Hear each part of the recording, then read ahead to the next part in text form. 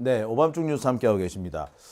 제 얼굴이 먼저 나왔어야 되는데 제 얼굴 나오기 전에 우리 이경 에디터가 등장하는 모습이 잠시 화면에 포착이 됐습니다. 양해해 주시기 바랍니다. 제 지금 스튜디오의 앵글이 조금 바뀌었어요. 그래서 좀 배치도 좀 바뀌었고요. 그러면서 지금 이전과는 좀 다른 모습이기 때문에 아무래도 좀 진행이 매끄럽지 않다는 점 양해해 주시기 바랍니다. 자, 그러면 오늘 첫 번째 주제 시작하겠습니다. 첫 번째 주제, 아까 말씀드렸던 것처럼 최근에 북한에 무인기를 보낸 대학원생이 논란이 되고 있죠. 얘 도대체 정체가 뭡니까? 대학원생이라고 합니다만 가만히 보면 보수 쪽 그 시민단체라든지 보수 쪽 언론이라든지 이쪽에서 상당히 많은 활동을 했어요. 그쪽에 붙박이인 것 같다라는 생각이 드는 애인데, 그런 애가 북한에 무인기를 보냈다. 사실 의도가 빤히 보이죠. 여기에 한 가지 더 의심스러운 정황이 추가됐습니다.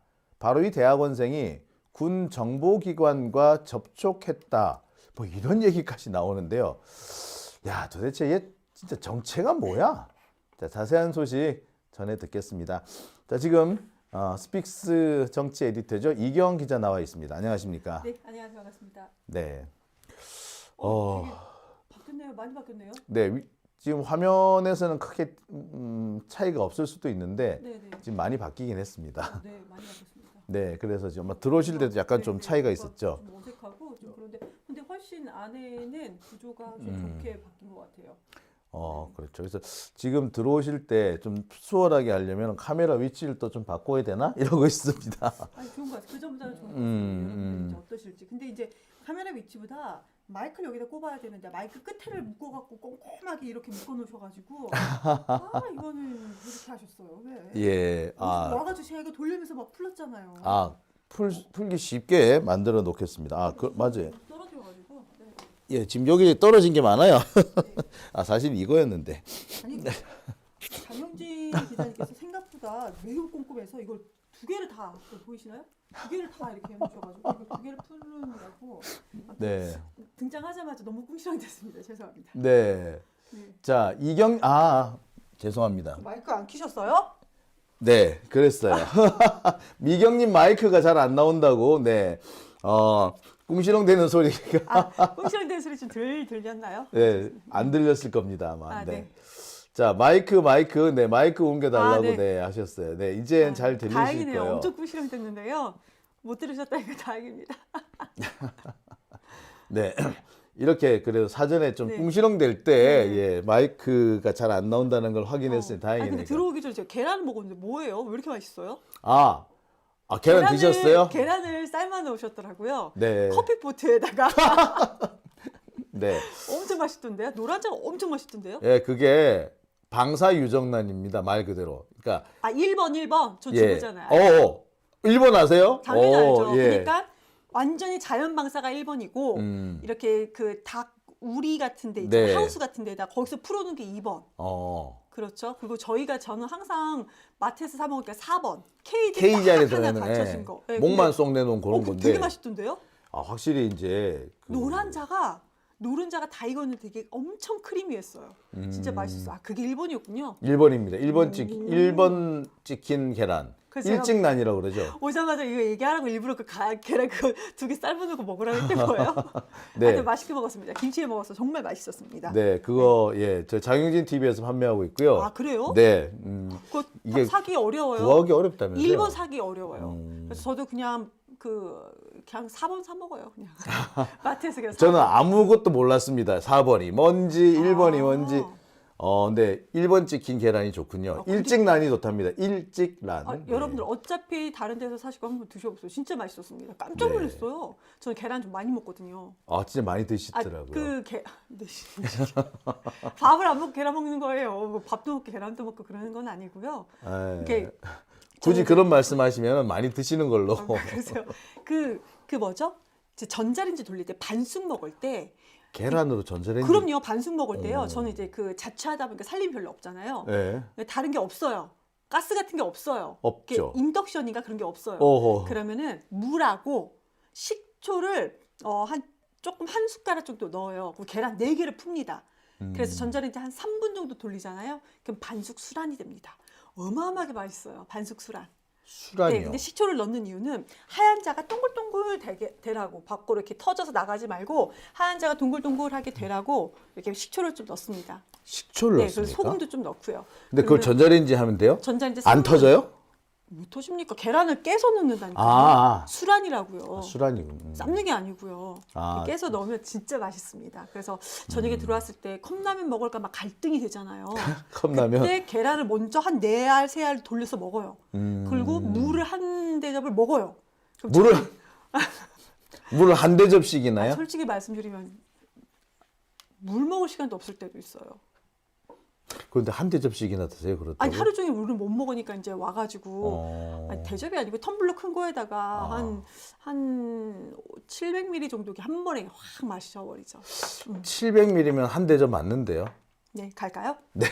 자, 아무튼 오늘 주제가 오모씨죠, 오모씨. 네. 네. 북한에 무인기를 보냈다는 대학원생 오종택입니다. 오종택 네, 씨. 오종택 씨는 이제 무인기 이번에 채널에 의해서 내가 북한에 무인기를 보내서 인터뷰한 사람인데 그때는 본인이 실명이 이름이 나온 건 아니었습니다. 네. 저 혼자 찍혀야 되는데 다 같이 같이 나오고 찍혔네요. 네. 카메라 세팅을 이렇게 하셔도 되는 겁니까? 그러게요. 제가 이제 분명히 시작하기 전에 카메라 세팅이 다 되셨나요?라고 제가 이쪽으로 좀 가면 되나요? 아니요, 계속 이렇게 계십니다. 여기 있으면 되나요? 네. 분명히 분명히 다 된 줄 알았어요. 근데 이거 좋은데요? 훨씬 더 날씬하게 나온다. 제가 이렇게 뚱뚱한 사람이 아닌데 항상 장영진 TV에서 저를 뚱뚱하게 나가게 해서 내심 불만이었는데 예. 네, 오늘은 아무튼. 네, 좀 날씬한가요? 네. 다행이네요. 날씬하게 나왔다고 하니까. 아, 피곤하다. 그러니까 이 사람이 정보사 네. 그러니까 HID라고 하죠. 정보사를 만났다. 그것도 한두 번이 아니다. 그런데 이거를 누가 얘기했냐면 속초 HID 부대장을 마치고 조직 개편 윤석열 정부 때 조직 개편 TF팀의 기반 조성 단장을 맡았던 A 대령이라는 사람이 있습니다. 그러니까 지금 현역 대령인 거군요. 정보사의 현역 대령. 이거는 지금 현재는 아닌 것 같습니다. 아무튼 정보사에 몸을 담은 대령급 그렇죠. 지휘관이었다. 그러니까 윤석열 정부 때 조직 개편 TF 팀장을 맡았던 사람인 거고 기반 조성 단장을 맡은 사람입니다. 네, 그러니까 지금 현역은 아닌 걸로 제가 확인을 했는데요.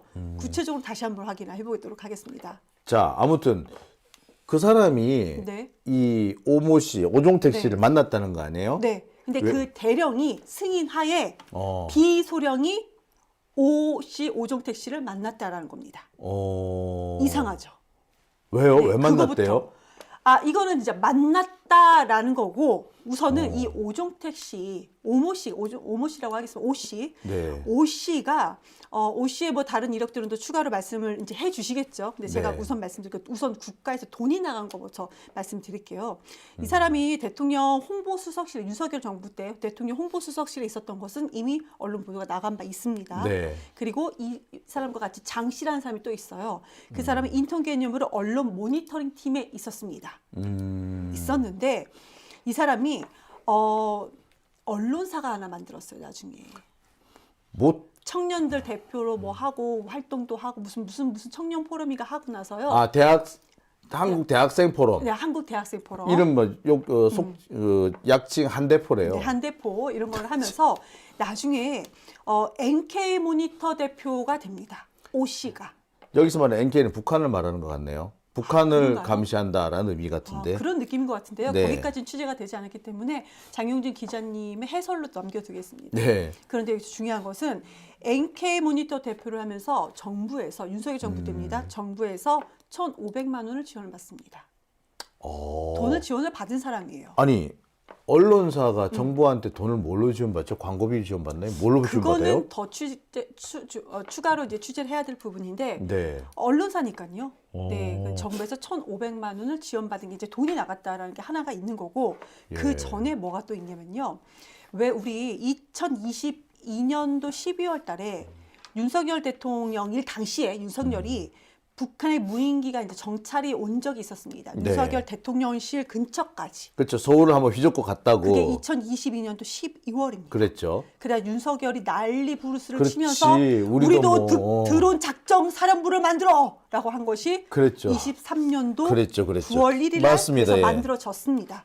기억해 주세요. 23년도 9월 1일 23년도 9월 1일. 네. 이로부터 3주 뒤에 22일 날 네. 22일 날 뭐가 만들어지면 에스텔 엔지니어링이라는 회사가 만들어져요.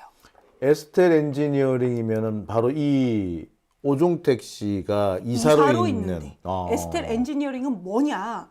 드론을 직접 제작하는 회사입니다. 드론 제작 회사. 네, 직접 제작하는 회사입니다. 저는 여기까지는 언론 보도가 조금 나오기도 하고 그래 산발적으로 인터뷰도 있었는데 네. 여기에서 더 추가로 뭐가 나왔냐면요.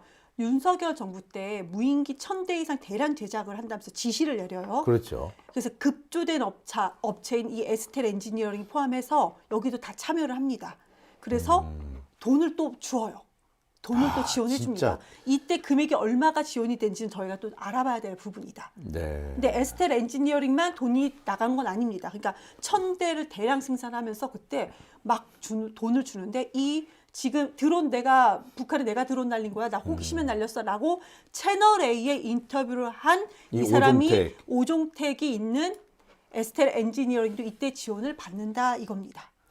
그러니까 양 두 가지로 지원을 받은 거네요. 그렇죠. 예. 언론사 만들어서 1,500만 원. 네. 그다음에 그 무인기 회사 만들어서 또 지원.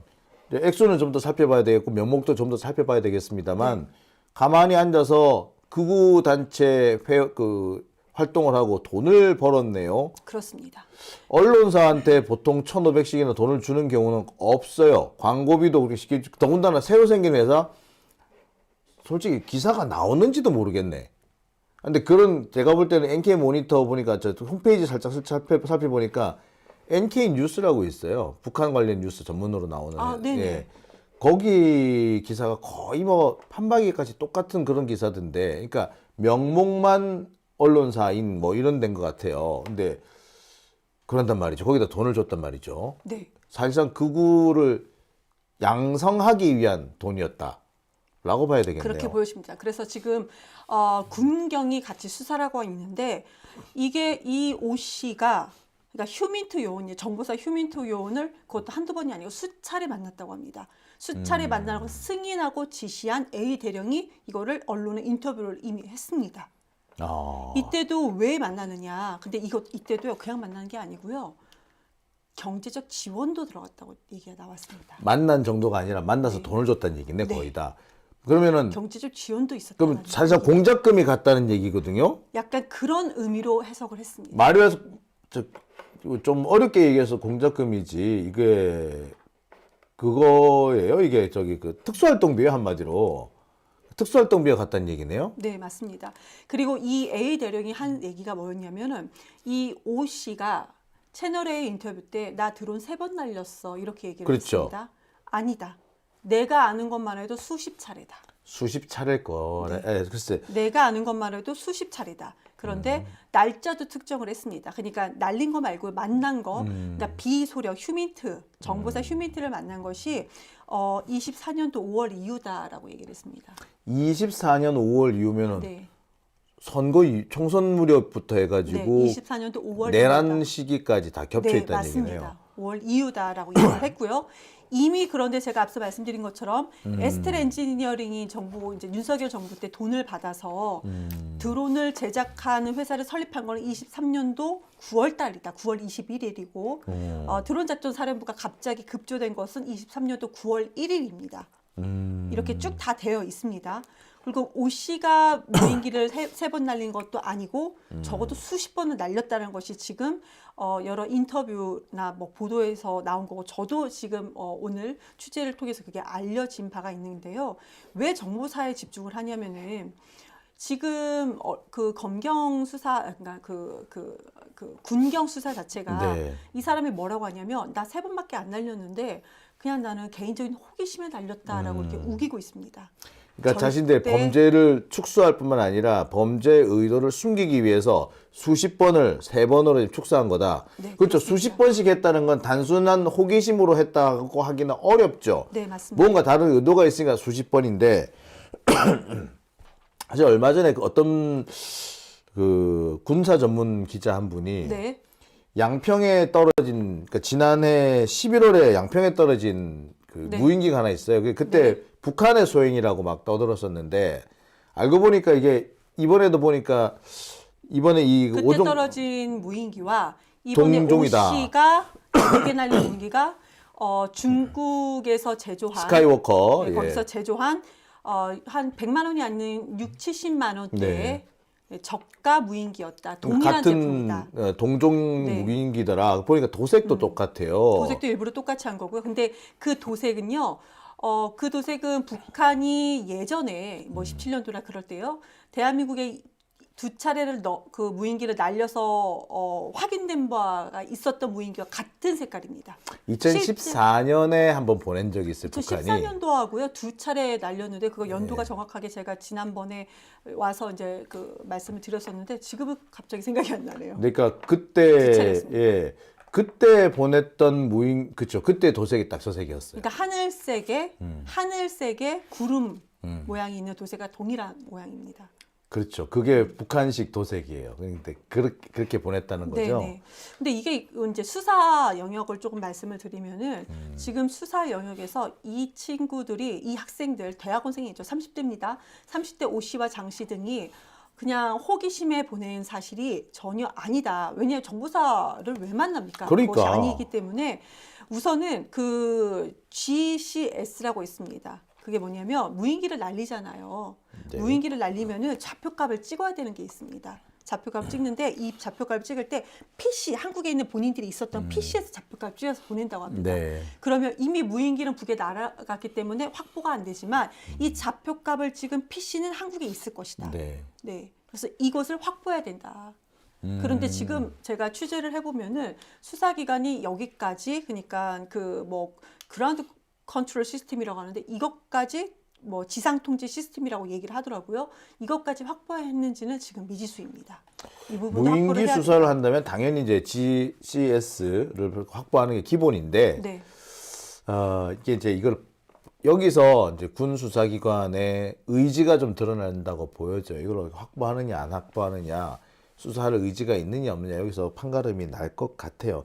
사실 무인기 드론이 지상에 항상 모든 장비가 있어요. 네. 그 기본적인 통제 장비가 있단 말이에요. 그러니까 그걸 생각해 보면 분명히 있을 거다. 네. 근데 그거를 확보를 하는 게 기본이죠, 한마디로. 그렇죠. 예. 또 이제 저희는 이제 결론이 이제 수사에 방점을 두고 정보사와 어떻게 연결이 됐나 수사가 정확히 돼야 되니까 네. 여기서 조금 더 자세히 말씀을 드리면요. 이 북한에 떨어진 곳이 우라늄 제조 공장이나 핵 관련 시설에 떨어졌다고 합니다. 아니, 네. 거기 왜 예성강 보냈을까? 근처에 있는. 그래서 이거를 두 가지로 지금 국회에서도 전문적인 이쪽 분야 전문적인 의원들이 이제 의견이 두 가지로 나옵니다. 하나는 여기가 노히트 존이라고 하는데요. 건드리면 안 되는 네, 전쟁 시에는 때도 건들지 건드리면 안 않는다. 되는 예. 서로 죽는다 그런 종. 그러니까 네, 방사능 말 그대로 난리 공멸하는 났다. 데거든요. 네, 예. 맞습니다. 그런데 이 노히트 존을 이미 구글이라든지 그런 데서 확인이 돼서 거의 좌표값을 찍어서 민간 단체에서도 보낼 수 있다라는 전문가 의견들이 있고 또 오늘 보니까 박선원 의원 같은 경우는 절대로 이건 전문가 조력이 있어야지만이 가능하다라는 의견이 있습니다. 예를 들어서 그러니까 국회에서 아무튼 의견이 그렇게 그 전문가 조직에서도 두 의견으로 나눈다. 이 부분도 수사를 정확하게 해야 되는 거라고 생각을 합니다. 자, 일단 이 오종택 씨가 북한의 뭐 저기 우라늄 공장 거기 방사능 수치 확보하기 위해서 측정하기 위해서 보냈다고 그러는데 그러면 그게 상응하는 장비가 있어야 될 거 아니에요. 근데 그 상응하는 장비 그럼 그 상황한 장비가 있었으면은 무인기를 갔으면 되돌아올 때 회수하는 장치도 필요할 거예요. 네. 하여튼간에 이런 장치가 있어야 되는데 그게 없다면 순 거짓말이죠. 방사능 수치를 본인들이 알고 싶었다라고 얘기를 하는데요.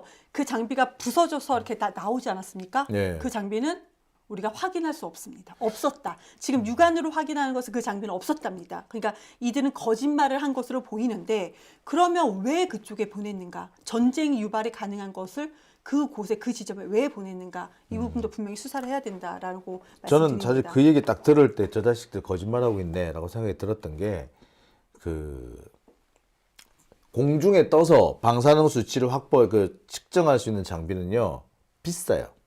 많이 비싸요. 억 단위입니다. 그거를 60만 원짜리 드론에 실어서 보냈다고요? 있을 수가 없죠. 방사능 측정 장비로 그리고 그 장비는 되게 무거워요. 아, 네네. 그러니까 그 중국산 그 소형 드론으로는 실을 수가 없어요. 네, 그거 하나만 제가 알기로는 15kg 정도 되는 걸로 알거든요. 네. 못 실어요 거기에. 그리고 또 한 가지는 만약에 이들이 그럼에도 바득바득 우긴다면은 소형 장비가 있긴 있어요. 네.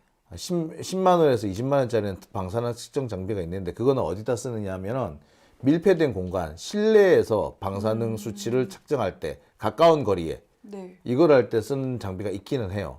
근데 그것도 적게는 30만 원, 많게는 100만 원짜리예요. 드론보다 비싸. 오. 근데 거기에 실어서 보냈다고? 드론은 100만 원이 안 되는데요. 그러니까 말도 안 되는 얘기지. 여러분 오세요. 어떻습니까? 딱 들어보셔도 아 말이 안 되는구나 싶죠? 예, 말이 안 돼요. 알리익스프레스 이런 데서 살 수 있는 저가 드론입니다. 근데 방사능 측정 장비는 알리에서 못 사요. 그러니까요. 아 그리고 지금 이게 그 북한에서 직접 보낸 거와 똑같은 도색을 했던 것이 이것도 수사 범위에 들어가는데 이들은 3번을 그 드론을 날렸다고 얘기를 하지만 네. 정보사에 있었던 대령이 내가 아는 것만 해도 수십 차례다라고 얘기하지 않았습니까? 네. 그래서 디코이라는 게 있습니다. 디코이가 뭐냐면은 헷갈리게 하는 방해 장치물입니다. 그러니까 예를 들어서 북한 드론과 똑같은 모양을 북한에 계속 날립니다. 아주 수차례, 수십 차례 날려요. 그럼 북한에서도 이거를 감지하다가 우리 건지 아니지 모릅니다. 근데 한국에서 날렸다고 하면은 여기에 진짜 군용 드론과 같이 혼란스럽게 교란용으로 보내는 맞습니다. 것이 교란 장치. 디코이라고 합니다. 교란용으로 보내는 것 자체가 디코이라고 하는데 진짜 우리나라에서 윤석열 정부 때 드론을 보냈을 가능성이 있는데 교란용으로 얘네들이 이제 민간에서 저가 드론을 마구잡이하게 수십 차례 날려서 전쟁을 유발했을 가능성이 있다라는 겁니다. 사실 그런 거 이게 디코이라고 하니까 이제 교란 작전이라고 하는데 진짜 비싸고 좋은 무인기를 보내면서 값싸고 아주 쉽게 구입할 수 있는 저가형 저성능 무인기를 같이 보내요. 네, 맞습니다. 섞여 있잖아요. 그러면 몰라 사람들이 뭐가 진짜인지 모르잖아요. 그렇죠? 이게 뭐도 쓰느냐면 미사일 가지고 적지를 공격할 때도 써요. 네. 핵탄두가 들어있는 미사일이 있고 공탄두가 들어있는 같이 쏘는 거예요. 그러면은 어느 게 핵탄두인지 구분이 안 되잖아요. 그럼 아무거나 다 요격을 할 거 아닙니까? 네. 우리나라 같이 이렇게 미사일 방어 체계가 잘 돼 있는 나라에서 그런 나라를 공격할 때 흔히 이런 디코이를 써요. 많이 흔히 쓰는 수법 중에 하나입니다. 그러니까 네.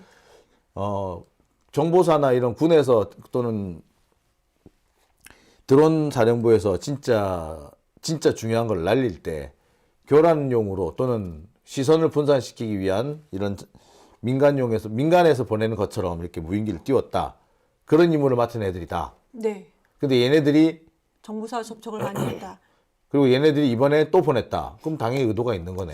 1월 4일날 보낸 거와 윤석열 정부 때 보낸 것을 좀 분리할 필요는 있다고 생각을 합니다. 왜 그러냐면 자 지금부터 말씀드릴게요. 정보사라고 했잖아요. 그래서 네. 지금 이걸 전문적으로 아는 사람들은 군경 합동수사에서 안보실 1차장과 안보실 2차장을 분명히 역할 분담을 했을 거니까 그렇지. 수사를 해야 된다고 합니다. 자 안보실 1차장은 언론에서도 많이 나왔던 김태효입니다. 김태효는 조금 있다가 말씀드리고 갑자기 안보실 2차장이 나타났습니다. 안보실 2차장은 언론 보도를 보시면요. 얼굴 처음 보는 사람일 겁니다. 안보실 2차장은 지금 육사 43기 그냥 공무원입니다. 그냥 육사 43기 공무원이라고 보시면 되는데 이 사람이 한덕수 국무회의 2차 개엄 당시에 그러니까 안보실 2차장을 여기 불러서 이 자리에 있었던 사람입니다. 네, 이 사람이 인성환입니다. 인성환. 네, 인성환. 그런데 아까 그 드롱사령부가 만들어진 것이 23년도 9월 1일이라고 말씀드렸잖아요. 네. 그럼 안보실, 그러니까 국회에서 파악한 결과 이 드론을 관장한, 드롱사령부를 관장한 것이 언론에는 안보실 2차장이라고 얘기를 나왔으나 실제로 국회에서 국방부에서 확인한 결과 안보실 2차장이 드론 사령관을 관장했다라고 합니다. 보통 이런 경우는 그래요. 만약에 이게 진짜로 그 윤석열 정부 하에서 움직인 거에 맞다면 1, 2차장에 구분이 없을 겁니다. 그러니까 기존에 관리를 한다든가 훈련 상황을 통제한다든가 할 때는 각각 1, 2차장의 역할이 분담이 돼 있으나 진짜로 북한에 넘어갔다 온다. 그럼 1, 2차장의 역할 분담은 있을 수 있지만 모를 수는 없어요. 근데 조금 이상합니다. 그러니까 보통은 저희가 그러니까 정부 때 안보실 2차장은 그렇게 많이 바뀌지 않습니다. 그렇죠. 근데 윤석열 정부는 되자마자 안보실 2차장이 막 많이 바뀌어서 한 5번이나 바뀝니다. 5번이나 바뀌는데 드론 사령부가 만들어진 23년도 9월 1일을 기점으로 그때 앞뒤로 2명이 안보실 2차장으로 확인이 됩니다. 한 명은 22년도 8월부터 23년도 9월 27일까지 그러니까 드론 사령부가 만들어진 바로 직후 그 달까지 누가 했냐? 현재 국민의힘 국회의원 임종득이 안보실 2차장을 맡았습니다. 어허. 네. 그런데 그 이후에 맡은 사람이 더 중요하겠죠. 그렇죠. 23년도 9월 27일부터 25년도 6월까지 맡은 사람이 조금 전에 언론에 나왔던 인성환입니다. 아하. 이 사람은 정보가 많이 언론에 노출되지도 않고 그러니까 위키백과까지 검색을 해도 많이 노출되지 않고 그냥 육사 43기로 나오고 있습니다. 육사 43기래요. 네. 그러니까 제가 지금 그러니까 제가 취재해서 종합을 해보면은 실제로 드론 사령부를 이렇게 관장했던 사람이 시기적으로 놓고 봤을 때 이 안보실 2차장 인성환 차장이 아닌가 싶은 생각이 듭니다. 인성환 차장이겠으나 임종득도 그쵸, 알고는 있었을 것 같은데요. 그렇죠. 왜냐하면 드론 사령부가 만들어진 지 9월 1일인데 27일까지 안보실 2차장을 맡았기 때문에 이 부분도 그러니까 제가 왜 두 사람을 거론했냐면 임종득 전 안보실 2차장 그리고 인성환 전 안보실 2차장도 수사 대상에 분명히 포함되어야 된다라는 걸 말씀을 드립니다. 임종득이라는 사람이 상당히 교활한 인물이라서 글쎄요, 좀 지켜봐야 되겠네요. 좀 이거 얘기가 자꾸 무궁무진하네요. 네, 그럼 김태우 안보실 1차장은 이미 언론 보도된 거 확실한 것만 말씀을 드리면은 내란이 일어나기 1년 전에 정보사를 접촉한 사실 언론 보도가 나온 거 같습니다. 이거 공개되는 속초 HID 뭐 부대 그렇죠. 갔다는 그거 말하는 그러니까 거죠? 일부 맞습니다. 일부 간부만 비밀리에 가는 장소입니다. 아주 매우 비밀리에 강원도 HID 부대 훈련장을 직접 방문을 합니다. 근데 당초는 대통령과 같이 가는 일정이었었다고 비공개 일정이었다고 합니다. 근데 윤석열을 그때 당시 가지 않고 김태유 안보실 1차장만 갔습니다. 야. 이상하죠. 내란이 일어나기 1년 전에 왜 갔을까? 굳이 안보실 1차장이 갈 필요가 없는데 왜 갔을까? 그러니까 드론 사령부를 관장한 것이 안보실 2차장인데 이 사람이 왜 HI 부대 훈련장까지 방문을 굳이 했을까? 안보실 실장 이런 사람들이 거기 가는 게 아니에요. 네. 이게 사실 정보사령관도 거기를 안 가요. 왜냐하면 거기는 만약에 이제 예를 들어서 거기 HID가 어떤 데냐면은 북한 가서 이제 북한으로 침투하는 대북 북파 간첩들입니다. 한마디로 말해서 북파 간첩들인데 북한을 가서 잡히더라도 소속을 밝히면 안 되는 거예요. 그러니까 누군지 소속이 안 나와야 되는 거야. 근데 거기에 정보사령관이 왜 가겠습니까? 그리고 그 대통령실 안보실 1차장, 2차장 이런 사람들 왜 갑니까? 절대로 가는 데가 아니에요. 네. 꼬리를 잘라야 된다는 말이야. 근데 그 갔다는 것 자체가 이거는 다른 누가 있거나 아니면 뭐 진짜 아마추어거나 둘 중 하나죠. 네. 근데 정보사가 지금 계속 거론되지 않습니까? 안보실 1차장, 2차장, 그리고 정보사 대령, 네. 휴민트 전부 다 나오고 그리고 이 OC가 정보사 비소령, 휴민트를 왜 수차례를 만났느냐. 이것도 상당히 이상하죠. 이 모든 것들이 수사 대상에 올라서 정확하게 수사가 돼야 된다라고 말씀을 드리고요. 여기에 또 이름이 등장하는 사람들이 있습니다. 여기는 노상호가 문상호입니다. 야, 이 노상원, 문상호 진짜 안 끼는 데가 네. 없네요. 근데 노상호과 문상호, 노상호 수첩에 근거해서 여기에 연관되어 있을 것이다라고 추정 영역이고 네. 그리고 문상호이 그랬었지 않습니까? 잡혀가면서 내가 말한 거 이외에는 다른 정보를 하나도 말하지 말아라 이렇게 또 얘기한 바가 있습니다. 그래서 여기도 분명히 뭔가 가능성이 있을 것이다. 그러니까 노상원이나 문상원 수첩에 문상원은 메모인 거고요. 노상원 수첩에 연관되면은 이 드론으로 뭔가를 했을 것이다. 라는 것은 추정의 영역이기 때문에 이것도 수사를 해야 된다. 그래서 노상원과 문상호 때문에 1월 4일 날 최근에 북한에 날렸던 드론은 이거는 아마도 이 극우단체 이 학생들이 한 것은 아닌가라고 이것도 추정의 영역입니다. 왜냐하면 이미 이 사람들 노상원, 문상원 이미 왜 그러냐? 노상원과 문상원은 이미 감옥에 가 있으니까. 이미 감옥에 가 있고 그러면은 김태효는 여기에 본인이 자발적으로 껴서 이렇게 할 만한 사람이 아니다. 그럴 왜? 사람은 아니죠. 야가 예. 빠져서. 예. 저도 이제 김태효를 의심하면서 이제 연관된 게 아닐 거냐 이렇게 물었더니 김태효는 절대 그럴 사람이 아니다라고 김태효를 아는 복수의 관계자들이 얘기했습니다. 이유는 딱 하나는 동일했습니다. 김태효는 야근 인간이다. 이번에 내란 관련해서도 김태현은 잘 빠져나갔어요. 네, 야근 인간이라 네. 절대 그런 것이 아니다. 그러면 아까 말했던 안보실 1차장 이 사람이 연관이 되지 않았을까? 이 사람은 공무원이다.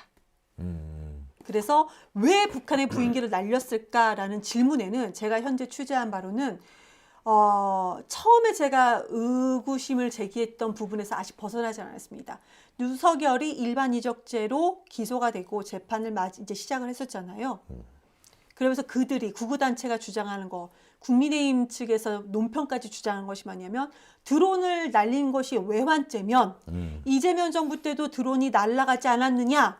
그럼 이재명 대통령도 외환죄다라고 주장을 합니다. 실제로 그렇게 했죠. 네, 예. 그들끼리 그냥 언론 플레이를 하는 겁니다. 이걸 또 언론에서 받아주는 거고요. 그런 언론 플레이를 하기 위해서 날린 것이다. 1월 4일은 그 전에는 전쟁 유발을 하기 위해서 날린 것이다. 정부가 윤석열 정부가 함께 군, 관, 민이 함께 여기서 군은 이제 안보실과 그런 군인 거고요. 관은 이 학생들이 만든 단체인 거고, 민은 이 학생들이 만든 단체이고, 관은 지금으로서는 윤석열 정부를 말하고 있습니다. 여러 가지 의심스러운 정황들이 많아요. 특히 이번에 이번 무인기 사태 이후에 국힘당이 보여줬던 이런 태도를 보면은 이번 무인기의 이 사태에 국힘당이 어떤 형태든 간에 개입돼 있을 수 있겠구나라는 생각이 들더라고요. 특히 무인기 얘기가 나오고 우리 이재명 대통령이 이거 민간에서 보낸 거다라고 이렇게 실제로 공표를 하니까 네. 그걸 가지고 또 시비를 걸어요. 왜 공표하느냐? 사실인데 팩트인데 팩트를 팩트라고 말했다고 왜 공표하느냐? 어거지를 써요. 그러면서 북한한테 뭐 빌미를 줄 수 있다는 둥. 그거를 얘기하는 게 그 국회의원이에요. 이게 이거 진짜 그런 사람이 군사 전문 기자를 했으니 나라 꼴이 진짜. 하여튼 그랬어요. 이런 거 볼 때 의도가 있다. 알고서 한 짓이다. 뭐 그렇게 의심이 되네요, 사실은. 네, 맞습니다. 그래서 수사가 가장 우려되는 것은 이 청년들이 호기심에 날렸다라는 것으로 수사가 끝나지 않도록 최소한 제가 지금 말씀드렸던 그런 시기, 그런 사람들의 이름, 그 정보사를 왜 만났는가 이런 부분까지는 최소한 수사가 다 진행이 되고 지금 말씀드리지 못하고 더 많은 정보가 더 나와야 된다. 수사로서 밝혀져야 된다라고 생각을 합니다. 네. 이거 상당히 중요한 내용 전해주셨습니다. 이거 네. 취재하시느라 고생하셨겠어요. 하나만 더 말씀드리면 이제 네. 장효진 기자님께서 스페이스에서 말씀드렸는데 북한에서 말했던 좌표값이 있습니다. 드론을 처음 날렸던 그 지점. 네. 그것이 이제 서해 해상 바닷가잖아요. 네. 강원, 그러니까 그렇죠. 강화도. 강화도 이제 강화도 해상 아니면 강화도 해안 둘 중에 하나예요. 네. 근데 해상 바닷가 쪽이다라고 추정이 그 국가에서 말하는 좌표로 보면 그렇습니다. 그러면 이거 전문가가 여기 개입된 것이 아닌가라는 의문점을 하나 가지고 있고 네, 그 군에 가입한 거죠. 네, 강화도 북쪽에는 배 못 띄워요. 네. 그런데 여기가 또 우리가 또 밝혀져야 되는 부분이 뭐냐면 북에서만 그 사용하는 좌표와 대한민국이 사용하는 좌표가 약간 오차가 있답니다. 그래서 북한에서 대한민국이 사용하는 좌표값을 얘기한 건지 아니 본인들이 북에서 사용한 좌표값을 얘기한 건지는 그건 정확하지 않습니다. 이 또한 이들이 정말 어디에서 그러니까 북에서 말한 좌표값이 정확하게 있고 이들이 또 어디서 드론을 날렸는지 정확히도 우리 알 수 있지 않겠습니까? 네. 이 부분도 정확하게 수사가 돼야 된다. 그래야지 진짜 이들이 1월 4일 날은 다른 날은 더 이제 정부사 관련돼서 우리가 더 취재를 해보고 수사가 정확히 이루어져야 되겠지만 1월 4일 날은 그거 하나만이라도 어디서 정확히 널렸는지 아니면 이들이 전문가의 도움을 받은 조력을 받았는지 아니면 본인들끼리 정말 순수하게 날린 것인지 이 부분은 그 강화도 해안에서 아니면 해변가에서 아니면 그 부분만 정확히 밝혀줘도 뭐 수사의 첫 단계는 좀 되지 않을까 알 수 있지 않을까 생각합니다. 눈이 너무 건조합니다 여기. 네. 아, 참 지금 복잡한 얘기가 지금 나왔어요. 사실은 이게 뭐냐면 강화도 저 경비 누가 한 줄 아세요? 아십니까? 아니, 강화도 해안경계 모릅니다. 해병대세요. 해병대. 문제가 되게 심각해져 이렇게 되고 있고. 어, 그리고 만약에 이게 바다 해상에서 날렸다. 역시 그 해병 그 서해 그 방어사령부가 있거든요. 네. 거기는 육해공이 또 합동이에요 또. 어, 그 해병대 장군이 사령관을 합니다만 이게 그러니까 어디서 그걸 했던 간에 이거는 현역 군인이 관여를 한 거예요. 그러니까 이거 지금 우리 이재명 정부 하에서도 지금 내란을 꿈꾸는 그런 자들이 여전히 군 혹은 정보기관 등에 남아 있다라는 겁니다. 심각한 문제. 저는 딱 듣는데 와 이거 심각하다. 강화도에서 날렸다는 얘기 자체가 사실 심각한 거예요. 그 특히 북한 쪽 못 가 하고 큰일 나. 그리고요 강화도 해안 쪽에서 가신 분 아세요? 곳곳에 CCTV예요. 곳곳에 CCTV. 네. 근데 거기서 드론을 날렸다? 미친 거지. 그거 바로 잡혀요. 근데 그러니까 날리기 전에 잡히거든요. 근데 그걸 보냈다? 그럼 군의 협조 없이는 불가능해요. 그러니까 이번에 군경 합동 수사에서는 정말 그 중요시해야 되는 것이 그러니까 민간을 이용한 윤석열 정권의 전쟁 유도 공작, 전쟁 유발 공작이었는가라는 것을 좀 중점적으로 두고 배후 몸통 수사에 정말 중점적으로 수사를 해야 됐다라고 말씀을 드립니다. 혹시라도 청년들이 그냥 호기심에 날렸다라고 그 오 씨가 주장을 하고 있는데요. 그대로 수사가 마무리되지는 않을 거라고 생각을 합니다. 자, 관련된 내용 아시는 분은 저희 장용진 TV로 제보 주시기 바랍니다. 예, 이거 전화번호가 올려야 되나요? 네, 제보 전화번호가 있지 않나요? 그럼요, 있죠. 자, 잠시만요. 이것도 복제를 해서 자, 네. 네, 제보 이곳으로 연락 주시기 바랍니다. 혹시 이와 관련해서 제가 뭐 알고 있는 내용도 있습니다만 제보 주실 분은 또 저한테 또 제보 주시면 바로 그리고 보여주시다가 번호도 얘기 안 하고 넘기시는 네. 건가요? 010-2144-5232번입니다. 그리고 뭔가요 이게 네, 옹배어 옹배어입니다. 네. HONG 옹배어 골뱅이 한메일 넷인가요? 네. 어. 이 한메일이니까 이제 다음이죠. 예. 용배어가 아니고 왜 옹배어예요? 아니 장용진에서 용배어 이거 아니고 옹배어예요? 이게 저기 학교 다닐 때 네. 만든 메일인데요. 대학생 때요? 네. 오래도 됐네요. 30년 됐죠. 진짜 오래됐네요. 왜 옹배어인가요? 옹배어 골뱅이 한메일.net이고요. 010-2144-5232번입니다. 93년에 만들었을 거예요. 아우, 33년 됐네요. 엄청나네요. 네. 그때 이제 올드베어라고 네. 그때 제가 이제 지금은 조금 아닙니다만 네. 되게 나이 들어 보였어요. 아, 지금은 또 아니라고 말씀하시. 그때 제가 20대 후반, 20대 중반이었는데 네. 30대 초반으로 보였어요. 30대 후반 아니고요. 아이 참. 아, 네. 하여튼 아무튼 30대로 보였어요. 아, 네. 그래서 제가 이제 그 또 등치는 있고 이러니까 별명이 그냥 늑다리 곰이라고. 근데 왜 옹배우예요? 그래서 올드베어라고 했더니 올드베어를 누가 선점을 했더라고요. 네. 그래서 올드라는 말을 대체할 수 뭐 있는 게 없나 했더니 네. 이제 한자에 보면 늙은이 옹이라고 있어요. 예, 늙은이 옹에서 따와서 옹베어라고. 아, 저기 그럼 옹고집 할 때 그 옹인가요? 네, 맞습니다. 할아버지들 할 때 무슨 옹 그러시죠? 네네. 할아버지들한테 저기 그 존칭을 할 때 무슨 옹, 예, 그 아. 옹자를 가지고 왔습니다. 아, 예, 그렇군요. 와 대박이라고. 아, 그렇군요. 옹곰, 네. 옹곰, 네. 옹공. 아, 네, 처음에는 배어옹이라고 하려고 했어요. 배어옹, 네네, 그러니까 배어옹. 곰옹 이 말이잖아요. 옹. 네.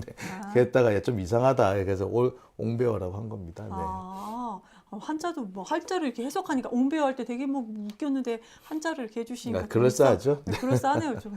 네.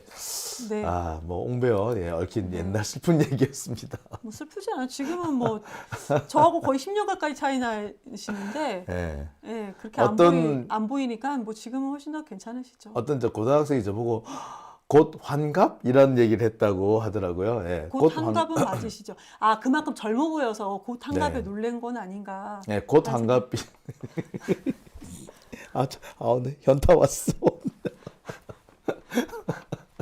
아니 근데 염색을 좀 하셔야 될 것 같아요. 화면에는 검은 머리가 안 보이는데요. 네. 실제로 보면 아니 저 흰머리가 안 보이는데 실제로 보면 흰머리 진짜 많으시더라고요. 저 코 판 거 아닙니다. 화면에 꼭 코 판 것처럼 나간다. 그거 아닙니다.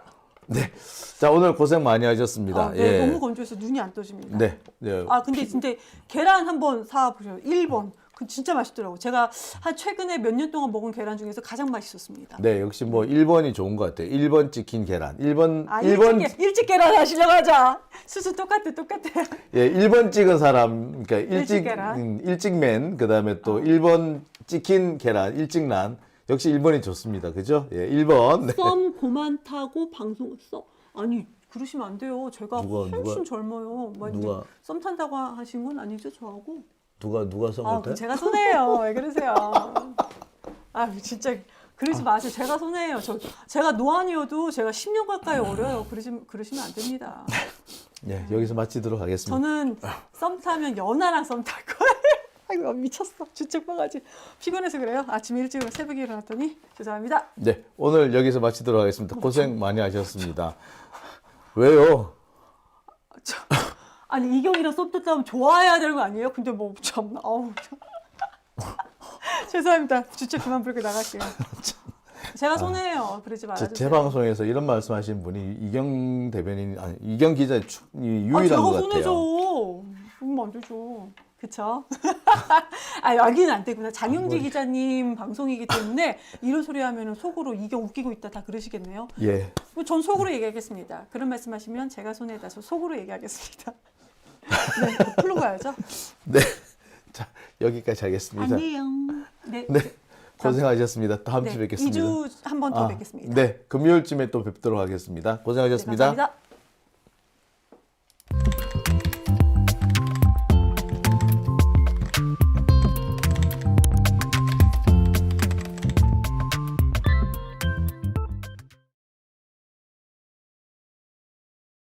아니, 왜 아직도 3년간 같은 통신사 인터넷 계속 쓰고 계세요? 속도는 빠르게 혜택은 빵빵하게 비교원 인터넷 비교 원할 땐 인터넷 가입 성경석도 인터넷 가입을 원할 땐 비교원